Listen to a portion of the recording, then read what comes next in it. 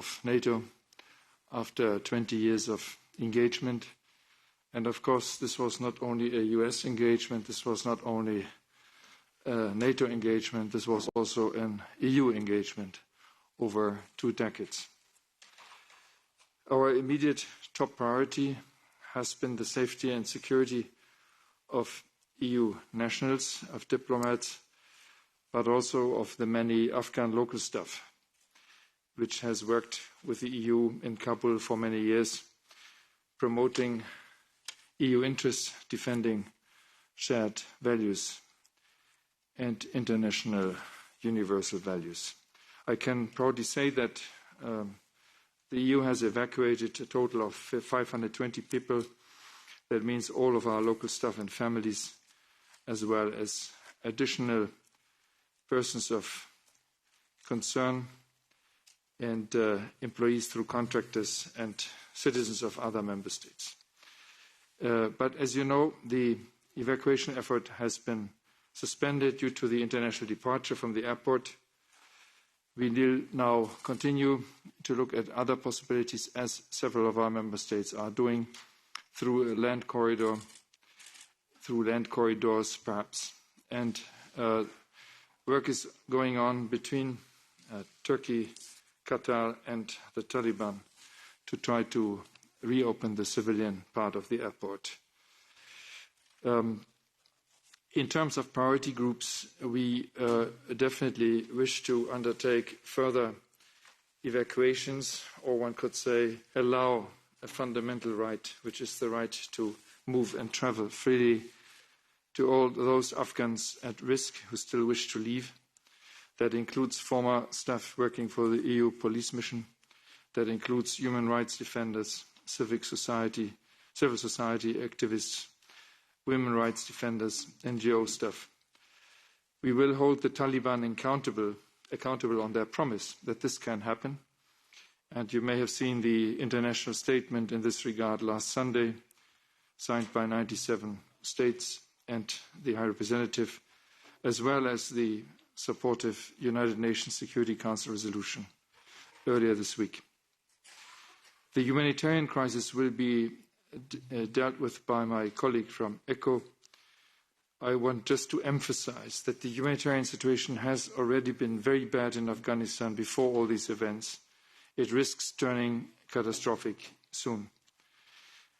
The situation has deteriorated in economic and financial terms. No access to financial means.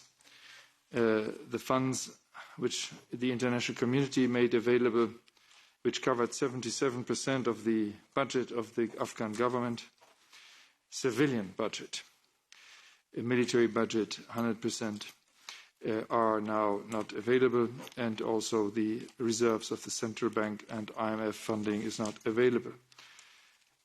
This will hit the population hard and will influence the Taliban's ability to run the country. We have to find ways to mitigate and avoid a major humanitarian disaster, or as Commissioner Johansson put it yesterday after the JHA Council, we need to address the humanitarian crisis in Afghanistan to avoid a migration crisis. This will be also one of the main topics discussed by the foreign ministers at the Gimlich meeting tomorrow. Concerning diplomatic presence, there is, of course, a great deal of uncertainty at this stage. Very few states have kept their embassies running: Russia, China, Qatar, Pakistan, and Turkey.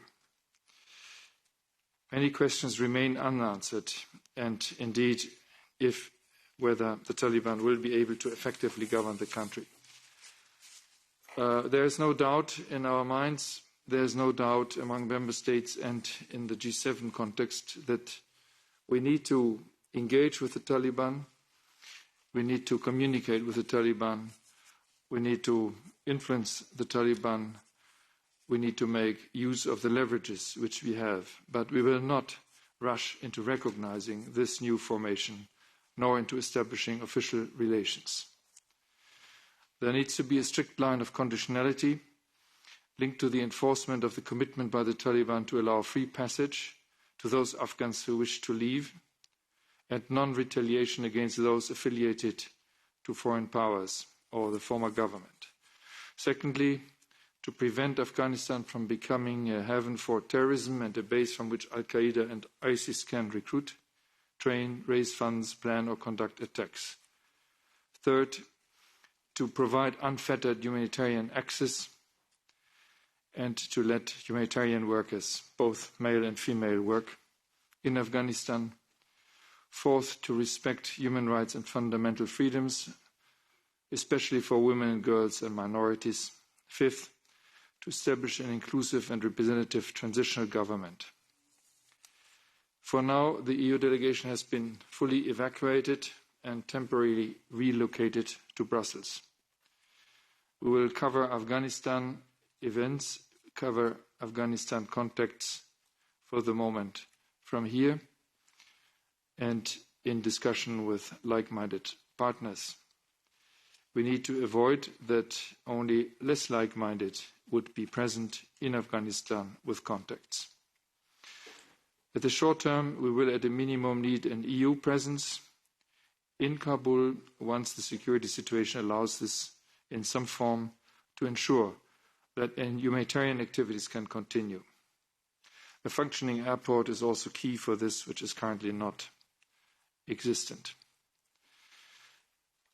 In terms of regional engagement, this is an imperative from a political, but also from a humanitarian migration perspective. Regional actors, whether Central Asia or Russia, whether China, Pakistan or Iran, will hedge their bets to safeguard their national interest. And we are already seeing this with the presence in Kabul and who has nurtured closer relations with the Taliban already before the takeover. No matter how difficult our relations with some of these regional actors are, we will need to engage with them in order to safeguard European strategic interests, notably linked to migration, drugs, terrorism and protecting values. Lastly, let me allow, Mr. Chair, to say that we have to be self-critical.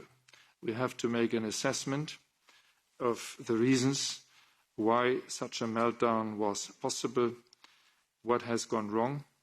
In this long period of engagement with Afghanistan, we have to learn lessons for similar situations, and this will be an assessment which is starting now. Thank you. Thank you, Gunnar Wiegand, for your presentation, and immediately I hand over to Ms. Iodice. Good afternoon.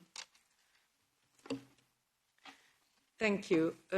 I will just update you on the humanitarian situation, and I would say a first-hand report because I'm part of the EIS Commission team who just came back from Kabul last Saturday. So I think that it's clear to everybody that the humanitarian crisis in Afghanistan is not new.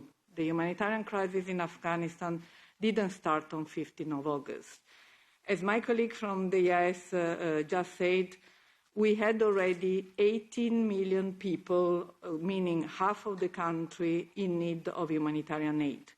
The COVID crisis had, of course, increased the burden on the population and the challenges. Today, as of today, within this already dramatic situation, we have 3.5 million people internally displaced, half of it already due to the violence of the last few months. 14.4 million people are facing a crisis of food insecurity. Part of these people have been suffering of the drought, and now with the crisis, the situation is becoming absolutely unbearable. I was talking to colleagues in Kabul from the UN this morning, and they were giving me chilling numbers of 120 children dying every day if we do not restart support through health or secure food security, 10 women a day. These are just statistics, but we are going to talk about people and the risk of a serious, even more serious economic collapse. Let me give you some specific numbers that we discussed with the UN NGO partners. I'm talking about NGOs who are European NGOs who are still working fully in Afghanistan. So humanitarian aid workers are there, they're risking their life, and all the eco-supportive partners are continuing their operations. So when it comes to food security, immediate food assistance is needed for 8.2 million of food insecure people nationwide. This means $157 million US. When it comes to nutrition, provision of life-saving treatment services is needed for an additional 52,000 IDPs for an amount of 8 million.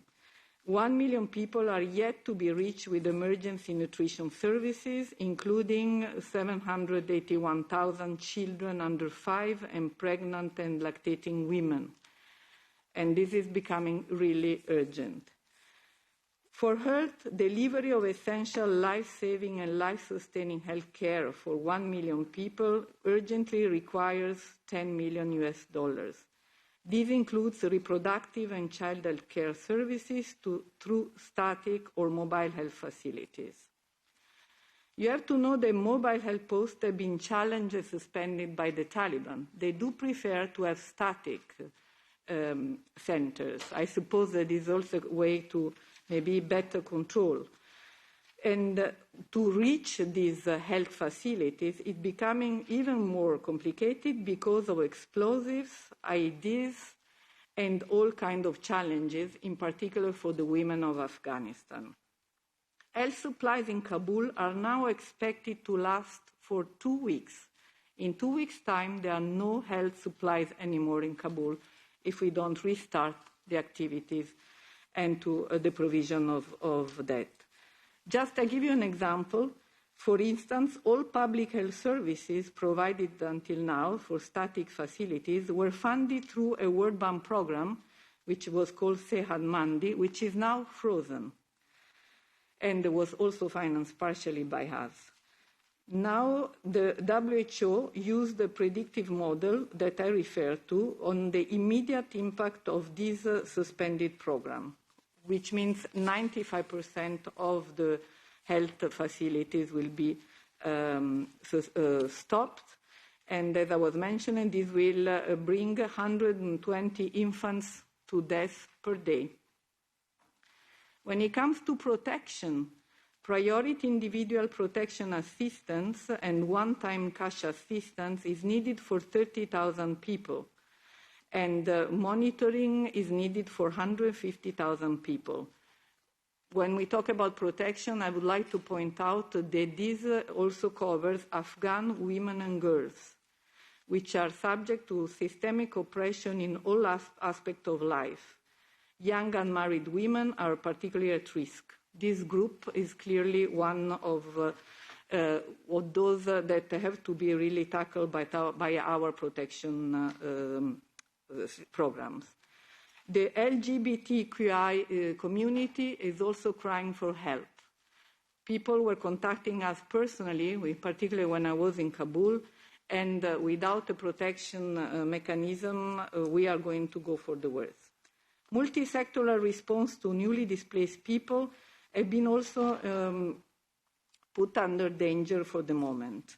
Water and sanitation and hygiene is urgently needed for 500,000 people. Education in emergency, last but not least, is needed to establish temporary learning spaces for 500,000 people nationwide, girls and boys, women and men that have to teach there. Let me talk about the continued humanitarian engagement. The Taliban have indicated that they wish humanitarian assistance to continue. Provision of humanitarian assistance will need to continue being provided, but within the principle of humanity, neutrality, and impartiality and independence. And they cannot be challenged through the Taliban regime. The delivery of humanitarian assistance requires access for both male and female aid workers to assess, deliver, and monitor assistance. This point is made every day clear by the UN colleagues which are still on the ground and deliver on behalf of the donor community these very important points that my colleague Gunnar Vigan just mentioned before. Safety and security of humanitarian actors is also an absolute priority and a prerequisite for continued principal humanitarian response.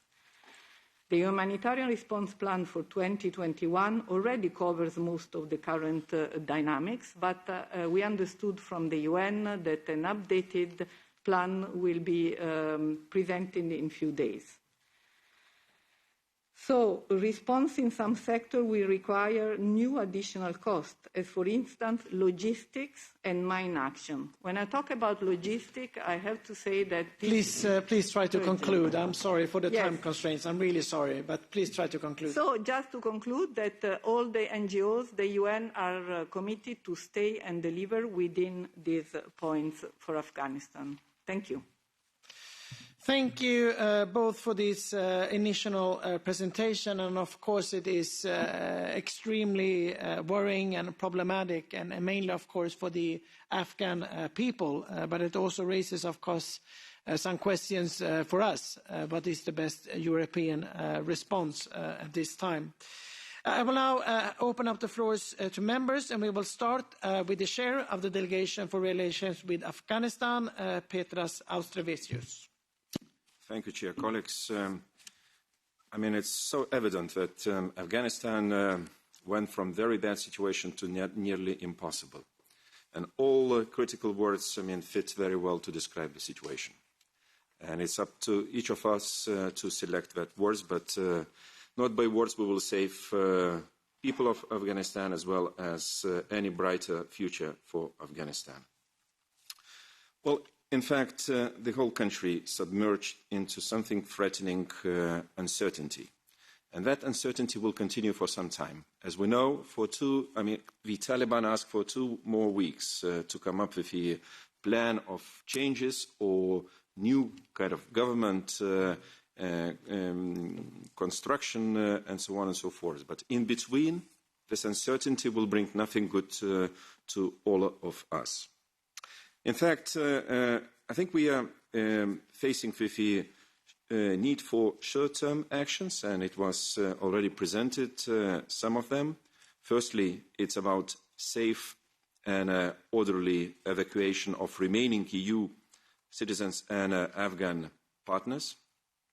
And here we come probably to the next group of Afghan partners.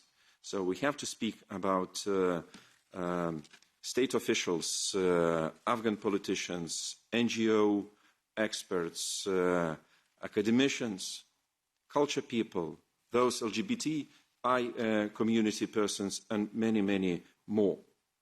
So it asks from us to do something. I think we have to do something indeed to protect future resource of Afghanistan, because I believe in a better scenario in future to come. And here we come to the point which is so important.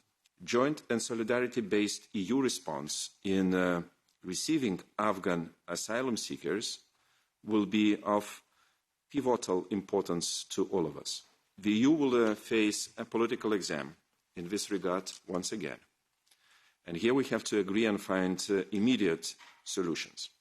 Another issue, of course, it was rightly mentioned, humanitarian assistance, which emerged as a primary task to all of us once again. And rightly mentioned, 11 million people in need, and probably even more to come in weeks and months. This is something what asks us to ensure sustained, flexible and direct funding to frontline NGOs to enable scaled-up programming to meet needs of Afghan people.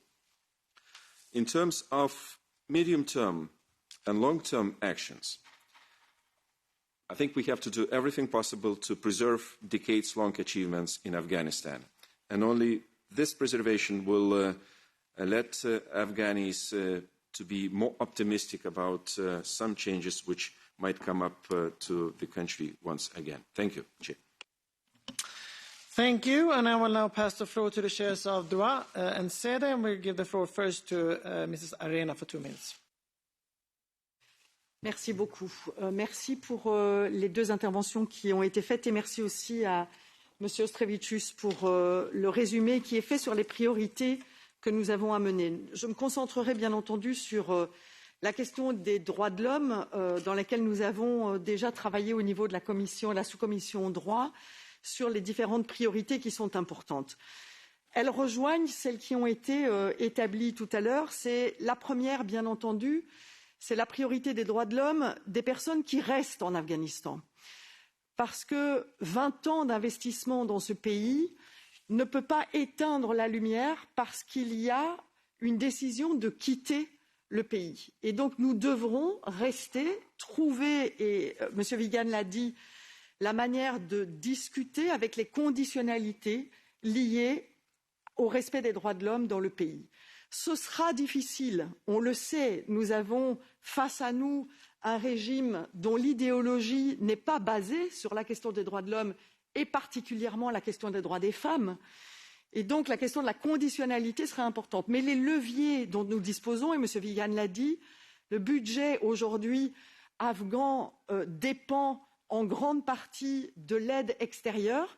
Et donc cette aide extérieure doit avoir cette conditionnalité liée à la question des droits de l'homme et les droits des femmes. Je tiens particulièrement à souligner la question des artistes. Pourquoi ? Parce qu'on sait que la société afghane aura besoin de compétences.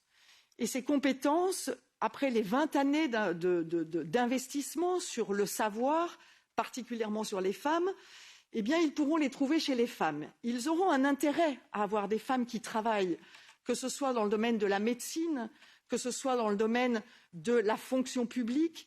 Ils ont intérêt à pouvoir travailler avec ces femmes. Et peut-être que là, il y aura une ouverture. Ce qui n'est pas le cas des artistes. Aujourd'hui, l'idéologie des talibans est basée sur le fait que les artistes n'ont pas de nécessité dans cette idéologie. Et donc, il est important de pouvoir travailler sur cette protection particulière.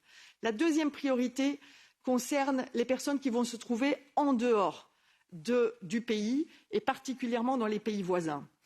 L'Iran, le Pakistan et d'autres ne sont pas non plus des pays dans lesquels les standards des droits de l'homme sont les standards que nous avons en Europe. Et quand nous disons, et je suis particulièrement choquée de la décision et de la communication qui a été faite par le Conseil des ministres Affaires intérieures, qui dit qu'ils vont se baser sur les pays voisins pour gérer la question de la migration. Ce n'est pas la manière dont nous souhaitons, en tant qu'Européens, prôner les valeurs européennes. Ce n'est pas le standard du Pakistan qui va donner la garantie de protection aux femmes qui vont sortir d'Afghanistan. Et donc, quand il s'agit de donner le droit à la protection, ce n'est pas une question de devoir moral, c'est une question de respect de la loi internationale qui est la Convention internationale de Genève. Et donc, il est important, au niveau des droits de l'homme, de respecter cette convention en tant que défenseur des droits de l'homme au niveau européen. Merci. Thank you. Ms. Losso, SEDE Chair. Merci, Monsieur le Président. Le chaos afghan est d'abord une tragédie pour le peuple afghan lui-même. Nous devons continuer à aider ceux qui ont cru en nous et qui sont aujourd'hui menacés. Mais le drame afghan a aussi des conséquences pour l'Europe. D'abord en matière de risques terroristes. Sur les 72 organisations terroristes recensées dans le monde, 18 sont présentes en Afghanistan. Ce n'est pas parce que nous ne sommes plus présents militairement sur le terrain que nous devons abandonner la lutte contre le terrorisme. Depuis la chute de Kaboul, les djihadistes du monde entier se réjouissent et s'enhardissent. Partout, ils pensent que la victoire est possible. Et donc, nous ne pouvons pas baisser la garde. Et pourtant, le retrait américain d'Afghanistan est le signe d'un retrait américain plus global. L'Amérique est lasse et ne veut plus être le gendarme du monde. L'OTAN a échoué dans la plus importante de ses missions en dehors de la zone de l'Atlantique Nord. On ne peut pas en rester là et on ne peut pas rester dans le déni de ce que 3 présidents américains d'affilée nous ont fait comprendre. l'Europe doit se prendre en main et assumer davantage de construire une défense commune. À Kaboul, l'Union européenne n'a pas pu et donc n'a pas su coordonner les efforts d'évacuation de ses ressortissants et des Afghans qui avaient travaillé pour elle. L'Union européenne n'a pas pu et donc n'a pas su mettre en place un vrai pont aérien européen. Tout a reposé sur le courage et sur l'immense dévouement de ceux qui étaient restés sur le terrain quand d'autres étaient partis dès les premières heures. Il y a eu des miracles qui font chaud au cœur, mais il y a eu aussi des abandons qui, eux, déchirent le cœur. On ne peut pas en rester là, on ne doit pas, comme je l'entends ici et là, en conclure qu'après tout, l'action militaire extérieure ne serait ni possible ni souhaitable. J'attends de l'Union européenne un exercice sincère et lucide de retour d'expérience pour servir notamment à nos missions et à nos opérations de PSDC et pour nourrir la boussole stratégique. J'attends surtout de la défense européenne une ambition renouvelée et non une lâche résignation à ne plus rien faire. Si nous ne nous préoccupons pas du monde extérieur, c'est lui qui s'occupera de nous.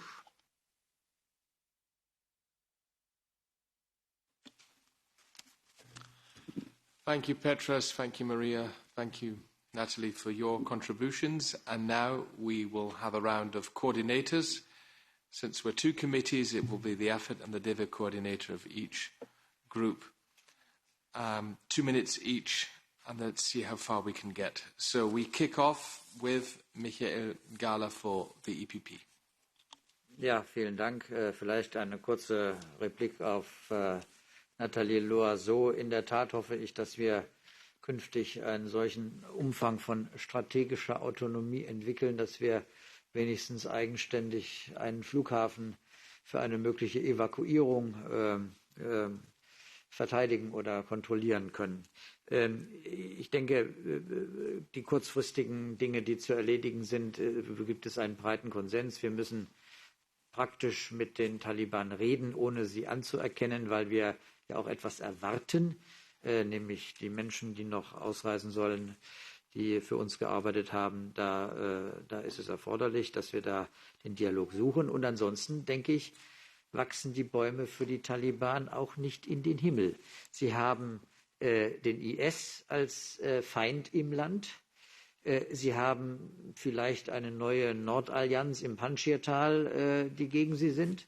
Und sie müssen doch die Infrastruktur, die aufgebaut worden ist, auch in den letzten 20 Jahren irgendwie betreiben. Und ich denke, da sollten wir eine ganze Anzahl von Lackmustesten durchführen. Und dass wir schauen, welche der Leute, die wir auch ausgebildet haben für den Betrieb von Infrastruktur oder auch im landwirtschaftlichen Bereich, was da an Projekten fortgeführt werden kann. Und dass wir das anbieten, weil es unmittelbar den Menschen dient vor Ort. Und da wird es in vielen Bereichen eben eine Stunde der Wahrheit für die Taliban geben müssen, ob sie pragmatisch sind oder ob sie ideologisch sind. Und da sollten wir klare Ansagen machen, was mit uns geht in der weiteren Kooperation mit den Projekten vor Ort und was nicht geht. Ich denke, wir sollten vor allen Dingen vermeiden, direkt ihnen natürlich Gelder zuzugestehen, aber vor Ort Möglichkeiten suchen, mit den Ortskräften, die dort bleiben wollen, auch das fortzuführen, was fortzuführen ist. Danke. Vielen Dank, Michael Gahler. And now, Chair Chauvigny. Many thanks, Mr. Chair. And of course, it's not a big surprise, but fully agree with Mr. Gahler. And to be very short, is really not the time to make an irresponsible statement.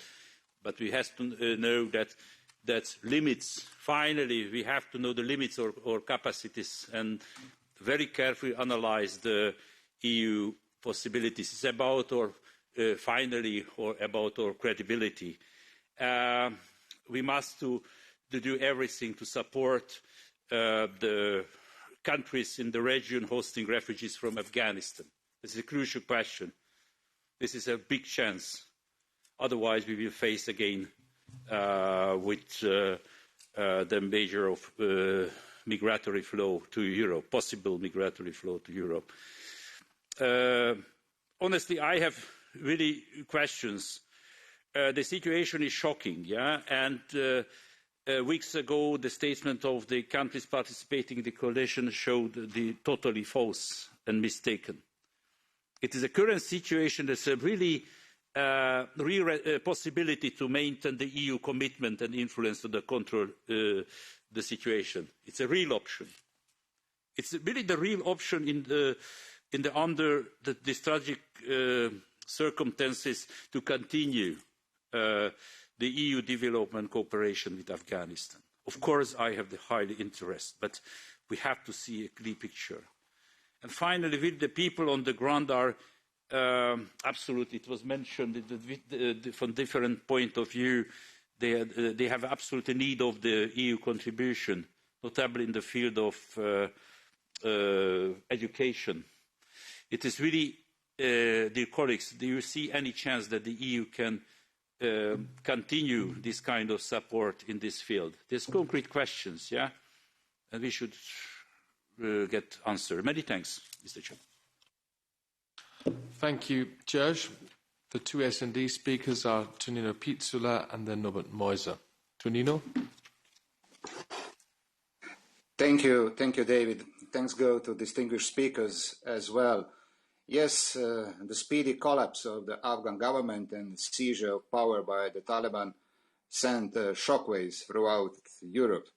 It prompted intense debates on broader implications of these developments, namely for the EU, future of the rule-based international order, transatlantic relations, European strategic autonomy, relations with the adversarial states like Russia and China, etc., etc.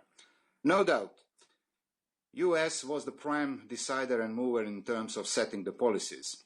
On the other side, European Union and its member states also made considerable financial, political and security investments, which went up in the smoke in a matter of few weeks. The task at hand would be not just to establish what went wrong, but crucially draw lessons for the present and future EU missions, notably the French-led one in Sahel. Our absolute priority must be engaging with international donors to set up distribution channels for humanitarian aid. We must also support the neighboring countries with the inevitable influx of refugees and coordinate our actions on the EU level on this matter too. My question is, are there any plans for devising a new strategy or working with the neighboring states on this? Lastly, coming back what was said in the introduction, as strategic autonomy is prerequisite for strategic and autonomous decisions, are there any concrete actions planned to move this concept further to make it more substantive? Thank you. Thank you, Tonino. Norbert Moiser, bitte. Ja, vielen Dank. Was hat Priorität für uns? Die Aufnahme europäischer Mitbürgerinnen und Mitbürger, die noch in Afghanistan sind, die Aufnahme nationaler Kräfte, die in Afghanistan bleiben mussten, die Aufnahme von Verfolgten aktuell in Afghanistan, die Verteilung der Flüchtlinge in Europa, die kommen werden. Vielen Dank an unsere beiden Experten von DEFCO und dem Auswärtigen Dienst. Aber ich glaube, eins muss uns klar sein, nachdem wir die Zahlen und die Dimension der humanitären Krise eben erfahren durften. Diese humanitäre Krise ist zu wenig im europäischen Bewusstsein. Und ich denke, dass wir dies unbedingt gemeinsam viel bewusster machen müssen, wie groß die Gefahr ist, wenn hier ein humanitäres Desaster stattfindet. Und das ist abzusehen. Und wir haben wenig Zeit, dem entgegenzuwirken. Ich glaube, die Auswirkungen werden katastrophal sein. Es wird ein Nährboden sein für Terrorismus. Es wird ein Nährboden sein für IS. Es wird der Grund sein, dass die Fluchtbewegungen zunehmen würden. Und ich frage mich, inwieweit wir unsere humanitäre Hilfe überhaupt konditionieren können. Gut ist, und mein Dank geht an alle diejenigen, die noch über NGOs und über die Vereinten Nationen vor Ort sind und eine großartige Leistung vollbringen. Dies muss, glaube ich, viel stärker in unser europäisches Bewusstsein gerückt werden. Vielen Dank. Vielen Dank, lieber Norbert Moiser. And now the two Renew speakers are Soraya Rodriguez and afterwards Charles Goerens. Soraya. Gracias, presidente. Bueno, se ha dicho 20 años más tarde, Kabul en manos de los talibanes es un drama para la población afgana, pero desde luego también es un drama para la comunidad internacional. Tengamos en cuenta que se trata de un grupo terrorista y representan todo lo que más odian es lo que representamos las democracias liberales. La retirada unilateral pactada por Trump con los talibanes al margen del gobierno afgano fue un gravísimo error. Biden hizo seguimiento de Trump, pero tenemos que ser honestos. Nosotros hemos hecho seguimiento de esta estrategia que ha debilitado al gobierno afgano y ha creado esta salida precipitada con este drama. Pero ahora hay que actuar y tenemos que ser capaces de sacar al menos a todas aquellas personas, todos los talibanes, todos los afganos que han colaborado con nosotros, que puedan salir de forma segura. Por eso debemos acordar un plan europeo para sacar a estas personas con pasaporte europeo de Afganistán.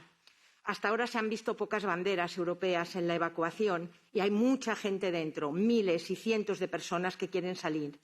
Necesitamos un acuerdo europeo sobre el visado humanitario o el uso de la Directiva de Protección. Debemos dar ayuda humanitaria y garantizar que esta ayuda se haga con los criterios internacionales de neutralidad. La ayuda humanitaria no puede caer en manos de los talibanes. Ninguna ayuda. Ya han caído en sus manos demasiadas armas, armamento con el que se han quedado en este desastre de salida.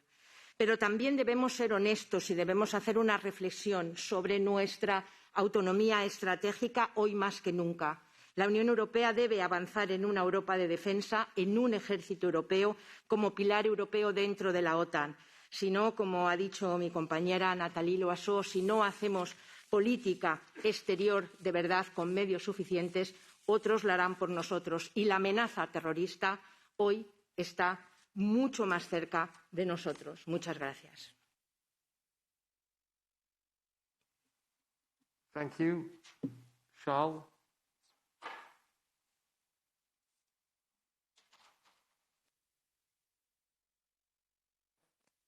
Oui, merci Président. Je vais me passer des préliminaires qu'ont déjà mentionné mes prédécesseurs. Je souscris à tout ce qui vient d'être dit. Pour moi, le retrait de l'OTAN de l'Afghanistan met à nu à la fois les faiblesses, les manquements et les lacunes tant de l'Alliance atlantique que de l'Union européenne. Tout nous invite à faire notre introspection en tant qu'Européens. L'Union européenne se trouve désormais seule.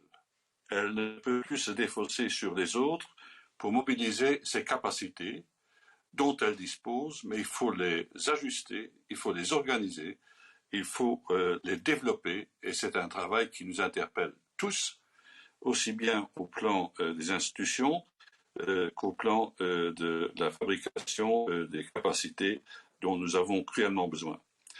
En faisant face aux responsabilités qui vont désormais être les siennes, l'Union européenne est en phase complète avec son opinion publique qui ne cesse de soutenir l'Europe d'aller dans cette direction. Tous les sondages le montrent.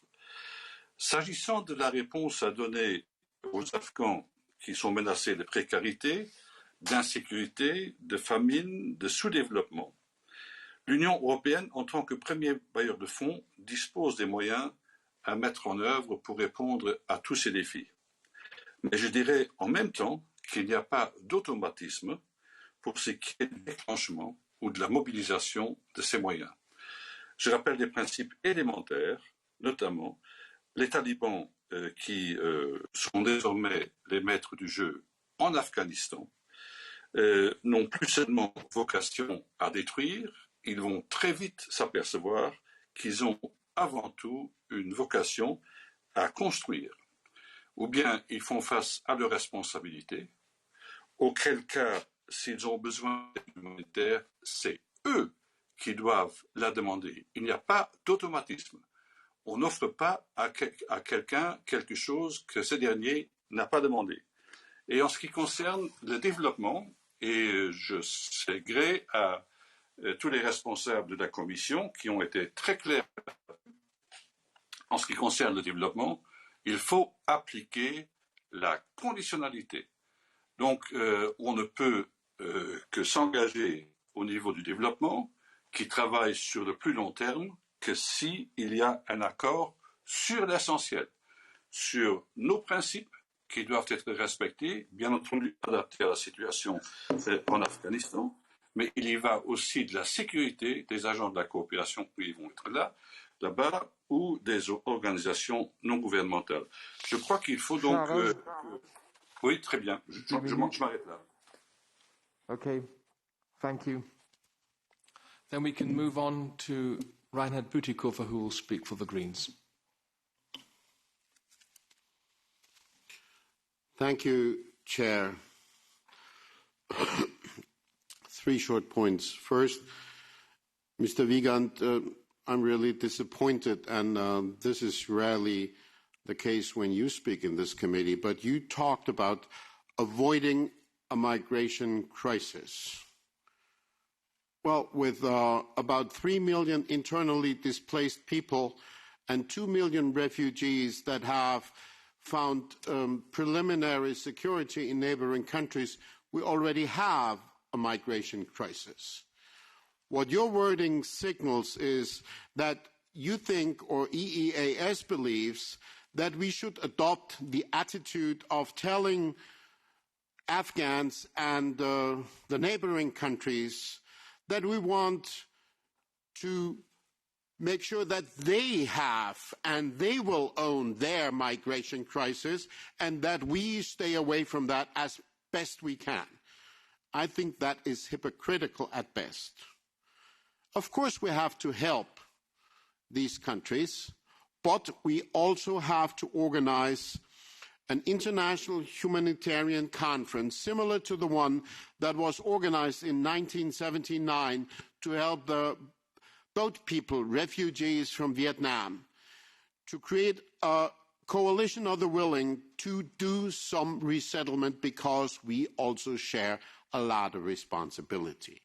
My second point is, I'm also disappointed when you call upon the Taliban to respect human rights. That sounds to me like an old record that has a crack. What we should do is put proposals on the table of what we will contribute as an EU to create a monitoring mechanism for Afghanistan, for human rights. And my third point is this. I believe what we just saw amounts, as Tom Tugendhat has said, amounts to a Suez moment, transformative. The global order will not be the same after this. What is going to be the role of this Parliament in creating a public discourse about that? I think we should invite foreign ministers to talk with us, to discuss with us about it. We should probably go to talk to think tanks like IFRI or PISM or SWP to present studies about the situation and discuss it with it. We have to find our voice. Thank you. Thank you, Reinhard Bütikofer, for your statement. Colleagues, the Gimnich format Foreign Affairs meeting was already mentioned. It will take place on Thursday, Friday in Ljubljana. I have the honour of attending these Gimnich formats, and I will, of course, also inform the foreign ministers about the debate in this committee, or in these committees of tonight, and our expectations. So thanks for making this point. No other speaker from the Greens. That is helpful. That we can now go to the next group for the ID. Oh, okay. On my list, it's the only one, but please, Ms. Strick. Thank you. I thought I was on the list. Yeah, in addition to what Mr. Bütikofer already said, and I agree with Mr. Wiegand, we need a lot of evaluations on how we got here. but this is maybe more for the long term. One of the things that we can already conclude is the lack of EU coordination in many aspects. And I wonder about the situation now, because we still need a lot of EU coordination. Can you say more about the EU coordination or further evacuation? Is there a cooperation between the member states on how to get people out of Afghanistan, but also on humanitarian visa, because that's merely, of course, or solely national competence? I still have the impression that the ad hoc national approach is still going on, so I would like to hear more from that. About funding, we need indeed an immense amount of funding for both the Afghan people in Afghanistan and the refugees in the region. How will we cope, also together with the international community? And also, what about the perspective of the Taliban giving us access for humanitarian aid to the people in need of that? I think this aid should be in the hands of international organizations or NGOs and not in the hands of the authorities, whoever they are for the moment. Then about dividing the responsibility for refugees. Reinhard already mentioned the resettlement. But Mr. Borrell, 2 weeks ago in this AFET committee, he proposed to trigger the Temporary Protection Directive. And I wonder, did he also propose this in the Commission? Does he still think that this is the best way forward? I agree with him, actually. But if you look at the Justice and Home Affairs Council declaration, it's silent on this issue. So I wonder what the position is of the High Representative for now. Thank you. For the ID Group, 2 speakers. First Maximilian Krah and then Bernhard Zimniok. Bitte. The situation in Afghanistan has developed in a way we have not foreseen and we have not intended. But this should not let us in a mood of despite. We have to deal with the facts as they are. The first fact is that the Taliban hold power now in Afghanistan. Their rule is challenged by even worse terrorist groups. Right now, the Taliban are fighting against terror groups as TTP, Daesh, or Al-Qaeda. If the Taliban fail, there won't be any other central government in Afghanistan. That would mean that in the heart of Asia, we would face an area of brutal anarchy, which would become the base of all terrorist groups we can imagine, drug cartels, and as well a source of mass migration. And in my opinion, this is the real danger, and it is a much bigger danger than now the evacuation of our local aids, or as we heard in the statements, the situation of the LGBTQ people in Kabul. And what we have to do is we have to prevent such a dystopia. And I recommend to seek an alliance with all acting powers in the neighborhood. And that is firstly Pakistan, which is traditionally closely connected to Afghanistan. Pakistan has its internal problems, but it always was and is a reliable partner in the region. And we should use it, we should treat the Pakistani as partners, and we should come down from our high horse and lecture everyone. And concerning the Taliban, I would suggest to judge them by their actions now and not by our very bad experiences we made in the past. First, we should be self-critical enough to admit that we have misjudged. They obviously were appealing for many in Afghanistan because otherwise they hadn't taken over the country so quickly. The signs we have now from them give a very limited hope. They gave a general amnesty. We still have female moderators in TV, and at least they say they will accept it. And we have some other surprising statements. So it seems that they have learned a bit over the last 20 years. And to say it clear, if they fail, we will face a much worse disaster.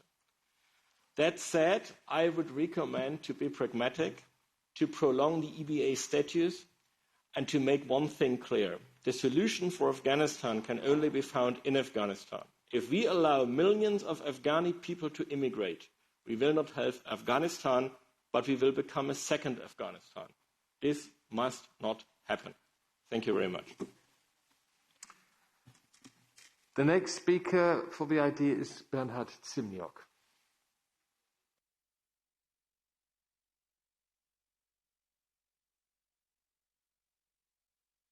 Mr. Zimniok is not connected. Then Witold Waszikowski for the ECR, our AFED Vice Chair. Please, Witold. Thank you, Chairman. We concentrate on the Afghanistan withdrawal lessons. And of course, criticism of American way, but no decision. American way of a departure is legitimate. We were there to build a modern, secure society, and pulling out troops were possible only after securing life of our local allies, friends, and co-workers. Secondly, having said that, we cannot turn back on the United States. As Jens Stoltenberg mentioned recently, the European Union will not defend us without the United States and NATO. So emphasizing today the concept of European army is a naive illusion. US and NATO fallout may lead to political vacuum or creation of spheres of interest or even partition of this country.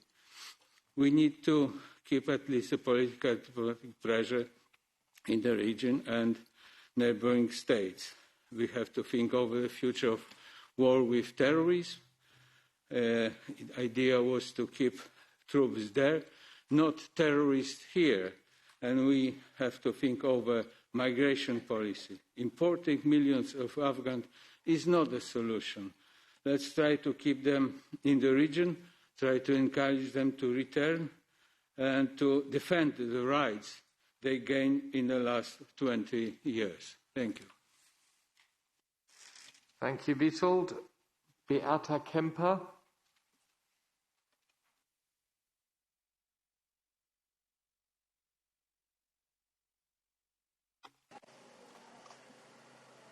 Witam serdecznie. Ponieważ mam problemy z połączeniem, pozwólcie Państwo, że podzielę się kilkoma uwagami. Otóż do tych informacji, o których powiedzieli nam eksperci, przede wszystkim musimy dodać jeszcze to, że w Afganistanie susza spowodowała olbrzymie straty w rolnictwie i według UNICEF w tym roku może umrzeć z głodu nawet około 1 miliona dzieci, a szacuje się, że pomocy humanitarnej w Afganistanie według danych ONZ potrzebuje połowa ludności, to jest 18,4 miliona ludzi. Ofensywa pogłębia kryzys humanitarny, ale przede wszystkim zaczyna brakować w tej chwili, taką mamy informację z wewnątrz, zaczyna brakować środków medycznych, sytuacja szpitali jest wręcz dramatyczna. Oprócz wspomnianego braku lekarstw, brakuje też środków higieny, a te dostarczane przez Światową Organizację Zdrowia wystarczy jedynie na tydzień. 500 ton antybiotyków i środków przeciwzapalnych utknęło w Dubaju. I jeżeli do tego weźmiemy uchodźców, te osoby przesiedlone, także to, że w tej chwili z kraju tysiące ludzi ucieka nawet na pieszo do krajów ościennych, osoby te apelują również o pomoc, ale przede wszystkim organizacje pozarządowe, które już dzisiaj należy przygotowywać do ewentualnej operacji, która powinna być przygotowana przez, myślę, jednak dialog międzynarodowy. Talibowie stali się faktem i nic tego nie zmieni. W mojej ocenie może być jeszcze gorzej, jeżeli dojdą do głosu zupełnie siły ekstremistyczne. Zatem w tej sytuacji warto przygotowywać to, co potrafimy, czyli dwie rzeczy. Otóż pierwsza to kwestia taka, jaka udała się zrobić w Etiopii dzięki panu komisarzowi Lenarczyciowi, mimo bardzo podobnej, bardzo trudnej sytuacji zamkniętych granic udało się zrobić mosty powietrzne z pomocą humanitarną i przede wszystkim również w tej sytuacji drugi element to jest pomoc krajom, które przyjmują uchodźców ościennych. Kraje ościenne, my mamy dobre praktyki w zakresie funduszy czy pomocy pomocy, którym udzielaliśmy na przykład krajom, które sąsiadują z Syrią i które przyjmowały uchodźców. Myślę tutaj o Jordanii, o Libanie, a także taka sama pomoc była udzielana Turcji, więc też należy to rozważyć. Dlatego problem jest poważny. Ja tylko mam jedno pytanie. W jaki sposób Unia po prostu postawi czoło nowej fali uchodźców? Dziękuję. For the left, the first is Mick Wallace.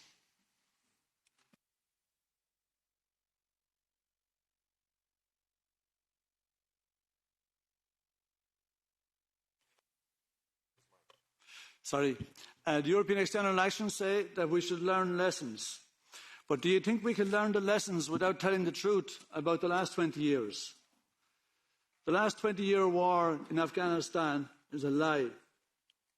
The Americans lied to their people.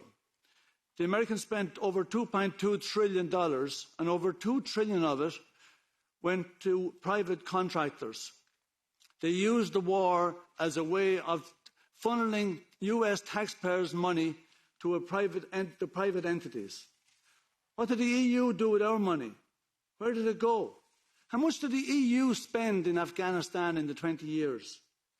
Apart from enriching the families connected to the government, what else do we do with it? How much evidence have you got of the infrastructure you just kept talking about? Before the Taliban took over, the number of Afghans living in poverty in Afghanistan has doubled since 2001. A third have no food, half of them have no drinking water, and 2/3 have no electricity. Before the rise of the Taliban, who grew from US and Saudi-funded the Mujahideen, half of Afghan university students were women. 40% of the country's doctors were women. 70% of their teachers were women. 30% of their civil servants were women. Look at the place now. We've helped to destroy it. Are we going to tell the truth about it? Or are we going to pretend, we were really doing loads for women's rights, we were sorting things out, only things didn't work out right in the end? Did the EU people know what was going on or not? And if you didn't know, why didn't you know? And is there anyone going to be held accountable for the amount of EU money that's been spent in that place and you have nothing to show for it? Thank you, Mick. Miguel Urban Crespo.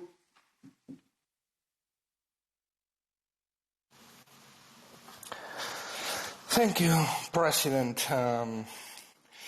La verdad es que estamos viendo estos días, nos recuerda mucho a la gestión de la crisis migratoria del 2015. Como entonces escuchamos bonitas palabras mostrando preocupación por quienes huyen del terror.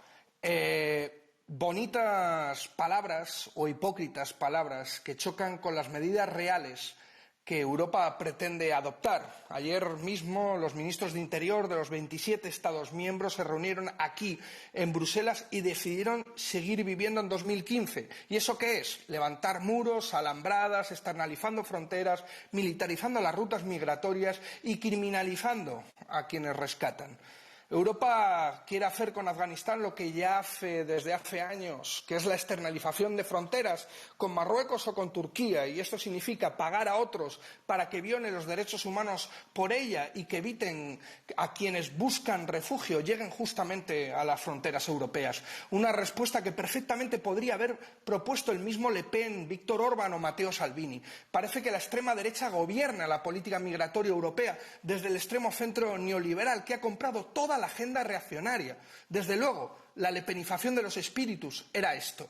Todo lo que no sea abrir pasajes seguros hacia Europa para todos aquellos que huyen de la violencia talibán serán palabras mojadas, más hipocresía europea, y estamos hartos de hipocresía europea. Abran corredores humanitarios. Thank you, Mr. Urban Crespo. In the meantime, colleagues, you will have noticed that interpretation is no longer available. So we should have concluded this meeting 10 minutes ago. perhaps the next time we have a joint AFET-DEVA meeting to such an urgent issue, perhaps we should think about the format, if it's really wise that you have coordinators from both committees take the floor for both, for each group, and then colleagues from the larger groups are complaining that the smaller groups are getting more speaking time, and in the end it's Thomas and I, who are trying to deal with this. So we no longer have interpretation, it's English only, I'm very sorry, and I know that a lot of you have further commitments, the two of us also. I would suggest that we have this meeting tonight for about 7:15. So, and I would like to give the floor to our guest speakers at about 7:05. So I will take a few more colleagues on board, but sorry, I cannot give the floor to all 37 colleagues on my list. I don't know how to do this. If you have an idea how to square this huge circle, please give an advice to the Secretariat. And now for the non-inscrit, first of all, Mr. Papadakis. And it's English only, so please don't speak Greek. Or you can speak Greek, but he's not connected. Well, so then yes, I know. Look, I'm getting all the complaints of the world because I only gave one speaker of the ID the floor. I now give the floor to Susanna Ceccardi. So I have 2 minutes. Yes, of course. Thank you, President. 20 years after the attack on the Twin Towers, the mission in Afghanistan, justified by the need to defeat terrorism, has come to an end, but it cannot be said to have succeeded. It is that the EU is really footing the bill. It gains nothing for the Afghan backlash and collects only a wave of refugees arriving.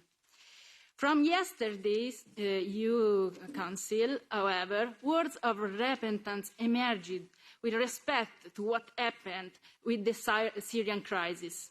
The EU Interior Ministers do not want a repeat of magnet effect, opening Europe's door to millions of illegal immigrants.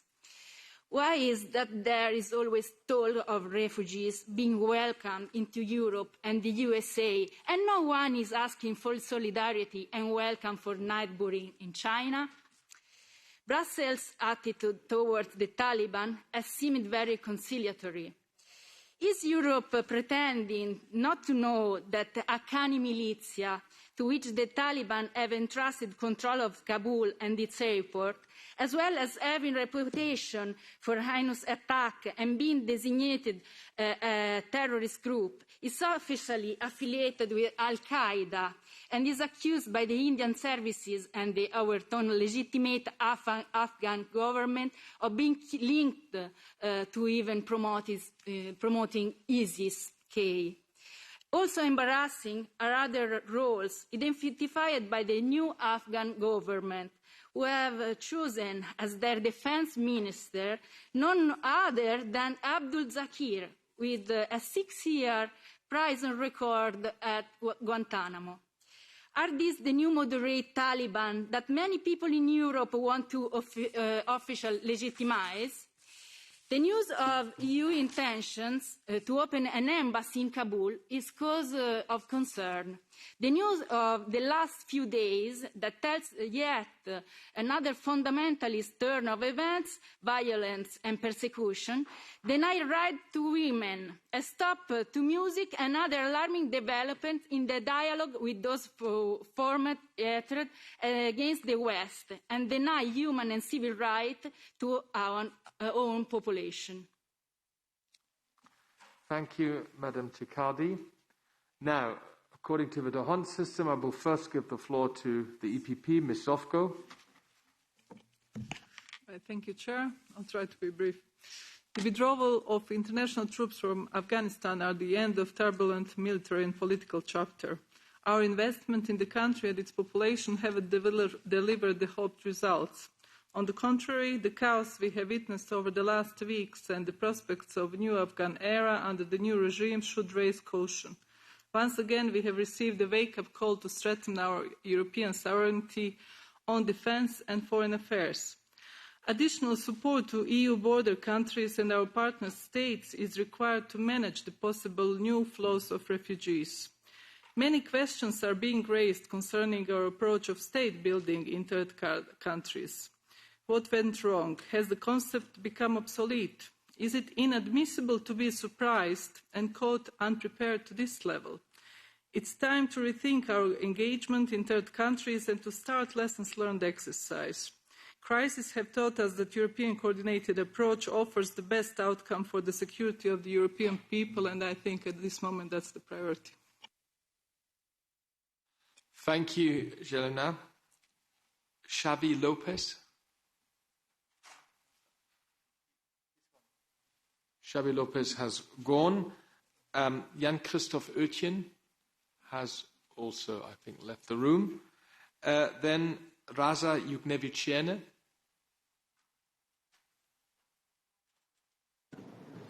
Thank you. I just very short question have. My concerns are and question on NDICI, Global European Instrument, very new one.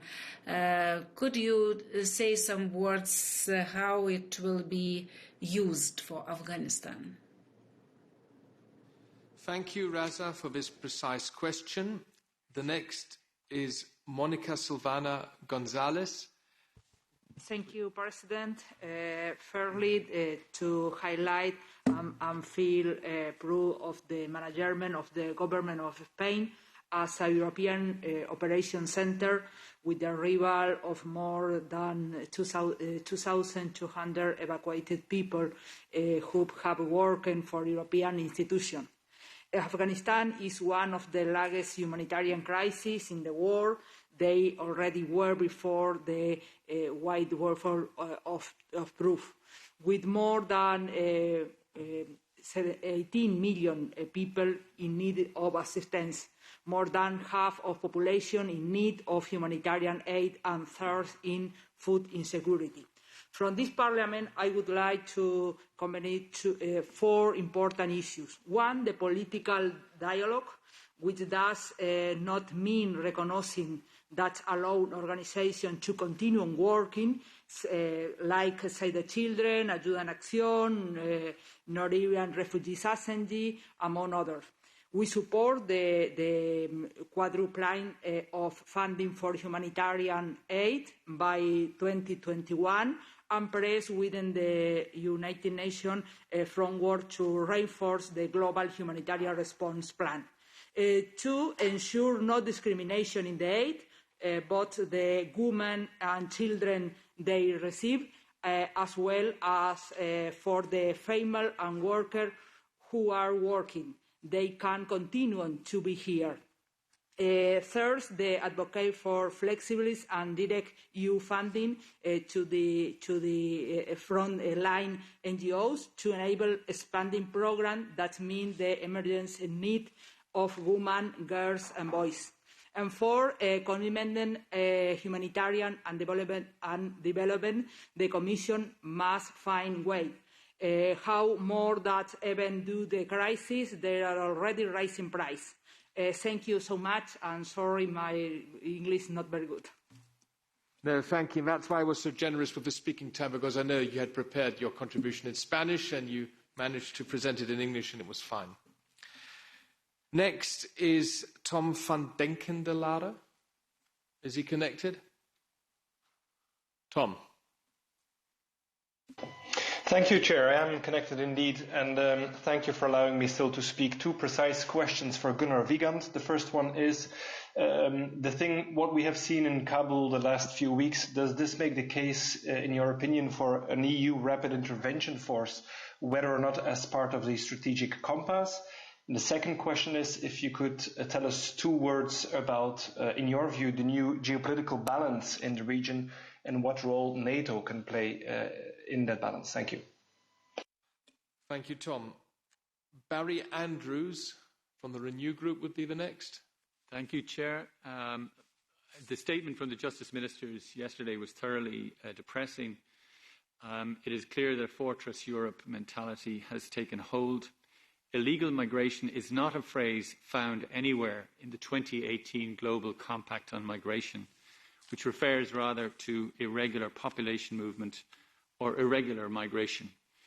dehumanizing those who flee a well-founded fear of persecution has real political costs. Costs for those who might otherwise expect asylum and are entitled to it, and costs for those already here and the message that is sent out by it. I don't have time to make the second point, but briefly, that I don't believe the lesson of the last 20 years is more militarization of the EU. These are development objectives that have been achieved. They're normally delivered by development professionals, local, regional, national, and not by invasion. Thank you. Right. And I would say the final speaker, and then I have to give the floor back to our guest speakers, would be Sven Mikser. Is he connected? Was that a yes or a no? Yes. Yes, thank you. Thank you, Chair. Just very brief question to Mr. Wiegand. I very much agree that our first priority at the moment should be averting a humanitarian catastrophe. And therefore my question is, do you believe that the delivery of humanitarian aid on the massive scale that appears to be necessary is even possible without an international security contingent of some sort on the ground? Thank you. Gunnar Wiegand and Ms. Iolite, you both now have 7 minutes if you can manage to at least cover some of the comments you have heard in the last 1 hour. We'll start once again with Gunnar.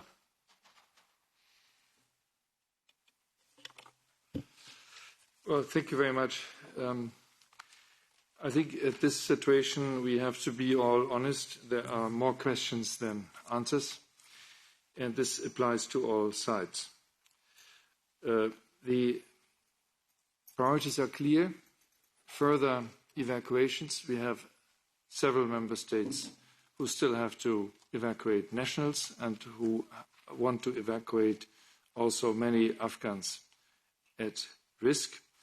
And that is something which has to be organized and requires a lot of organizational and political skills. And we need the support of the European Parliament that this can continue, whether it will be by land or by air.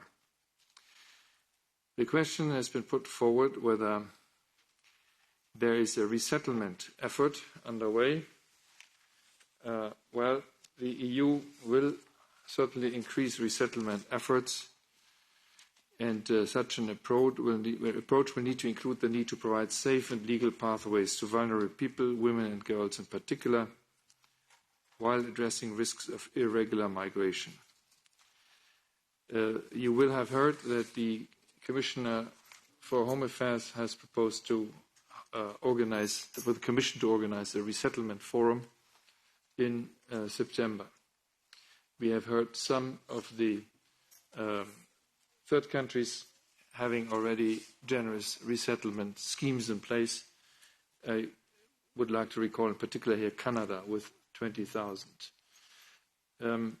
President von der Leyen has called on all states who have participated in the Afghanistan mission, that means Europeans as much as others, to provide sufficient resettlement quotas and secure pathways so that collectively the international community can accommodate those who are most at risk and in need of protection. I agree with all of those of you who said we have to be generous and we have to be open in this respect.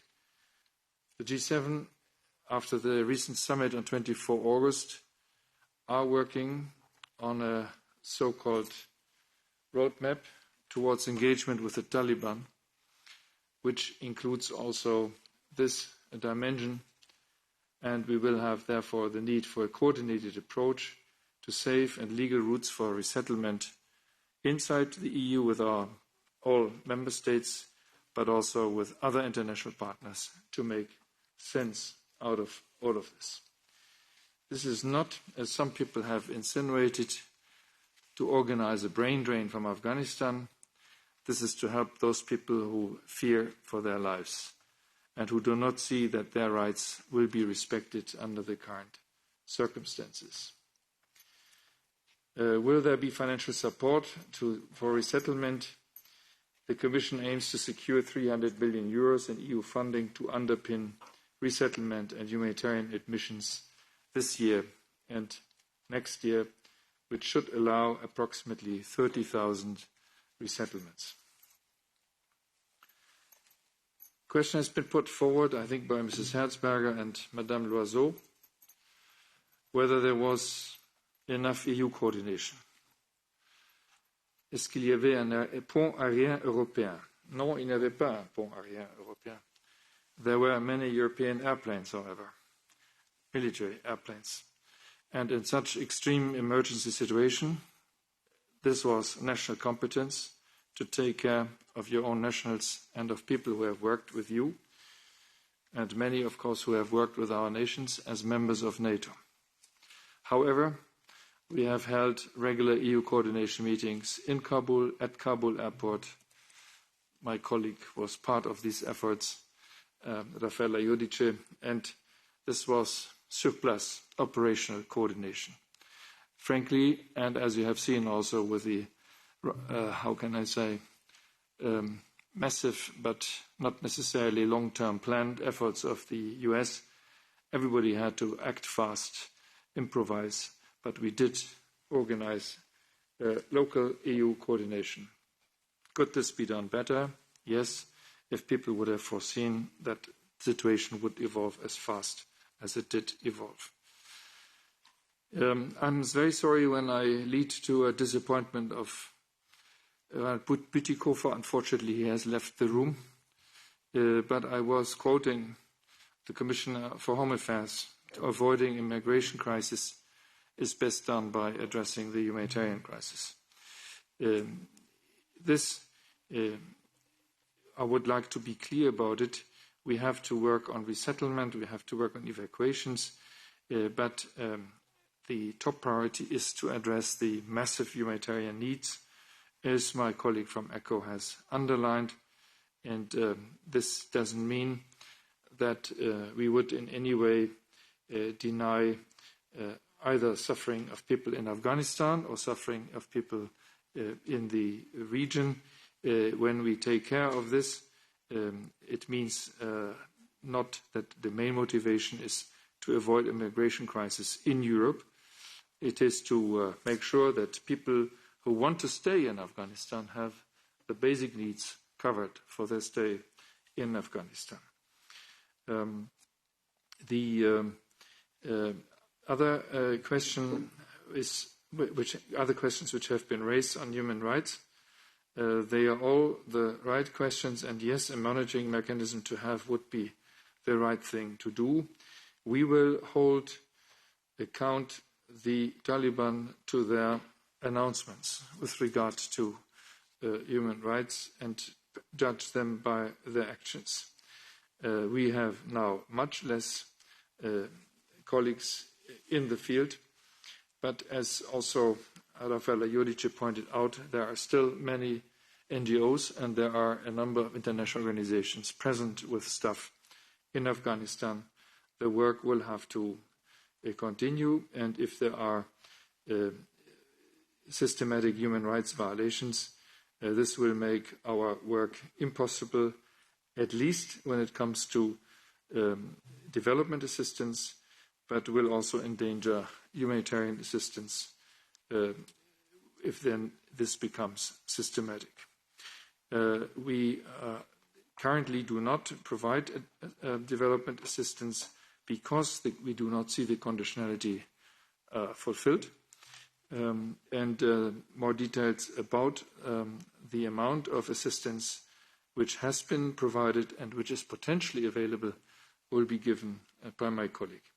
There have been several questions put forward with regard to security and defense dimension. I would like to draw your attention to a guest essay which High Representative Vice President Borrell published today in the New York Times. Afghanistan was a wake-up call. Europe needs to step up. And he makes there a strong plea to draw lessons and to work not only on the European strategic compass, but also to provide means so that Europe can undertake rapid and robust action. This, I think, gives you some hints about his thinking, and both the discussions at the Defense informal ministerial meeting today and tomorrow, as well as at the Gimnich meeting, we'll see how far this will be shared by all member states.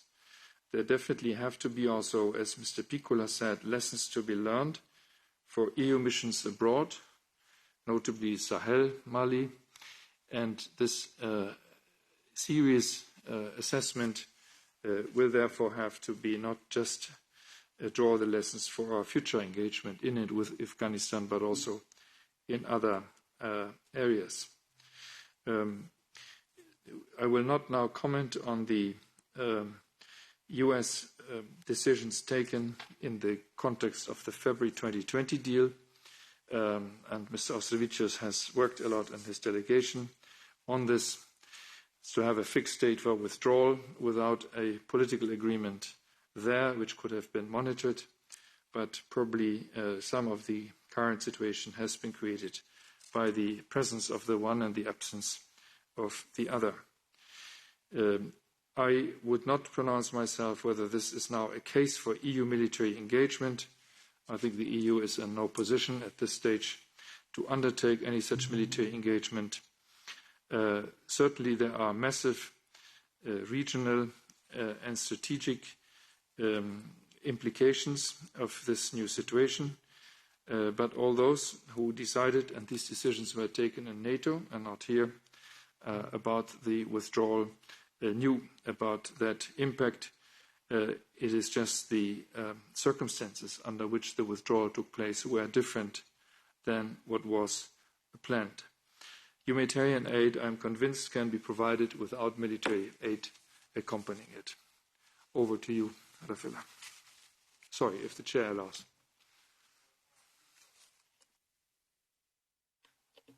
Okay, I will be even brief, but I would like to point out when it comes to the coordination that the Union Civil Protection Mechanism has offered support to member states for the evacuation. 6 member states, Germany, France, Finland, Denmark, Sweden and Belgium, have organized military flights.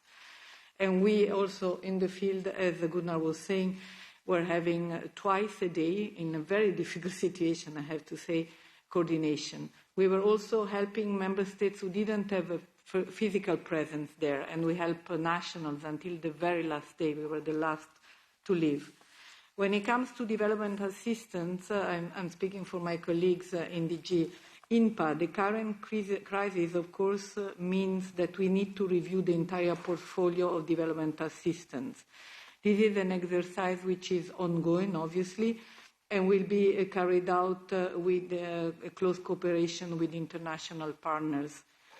Continuation of development assistance in Afghanistan is strictly conditional upon the security conditions, but also to human rights, democracy, rule of law, and as set out in the paper entitled Key Elements for Sustained International Support to Peace and Development in Afghanistan. It goes without saying that the direct budget support to the Afghan government and payments are suspended. For the period of 21-27, the programming is still ongoing. It's going to be flexible and possibly adapted to the situation, in particular in the regions and the countries which are close to Afghanistan. Briefly, I think Gunnar already covered when it comes to delivering humanitarian aid, as I mentioned before, all ECHO partners and UN agencies are in the field. UNICEF, ICRC, WFP, Emergency, ACTED, Intersos, and many others, and they are still working. They do not need the military presence there. They have some, of course, key enablers that have to be in place, but so far they're still able to work. I think the other points were already covered by Gunnar. Thank you. Thank you, colleagues. Before Thomas Tobe will close today's meeting, I just want to make one remark because, Ms. Jodice, you mentioned that also there were European military airlift operations, and just like the Americans, the Canadians, the Japanese and the Australians, our brave soldiers from member states did a great job in the last few days, and we have very brave men and women who organised this, and we can be very proud of them. And we should be very thankful for what they did in these last 2 weeks. Thomas. Thank you, David, and of course I echo that message. It's very hard for me to, I would say, conclude this exchange of views. Of course, it's clear that it is extreme complex, the situation that we're in now, politically, of course, for security reasons, and of course the humanitarian disaster that we are seeing. And as many of you have mentioned, it will get worse. And of course, there are lessons to learn. That is clear. We have been there for 2 decades. We have been present. Of course, with the civil society, but we have been present also with all our agencies. We have been present with a lot of money as well. And of course, there are lessons to be learned. But it is clear that even if we need to learn these lessons, I think the overriding goal for us must be to ensure protection and assistance to the Afghan people. We cannot forget that. There are lessons to be learned and we have to evolve things. But this must be our overwhelming goal. I also think, of course, and many of you have mentioned it in different ways, we're talking about conditionality, and that might sometimes be a political sensitive word in this House. But I think when it comes to what we're discussing now, which is basic human rights, of course, it is clear that our continuing efforts in Afghanistan must be linked to also to the respect of human rights. And that must be clear in all contexts with the Taliban and, of course, other actors in Afghanistan. With that, I would like to thank you all for your engagement and all your questions. And, of course, a big thank you to our guests today for answering all these questions, and we will continue to monitoring the extremely hard situation that we face in Afghanistan. Thank you.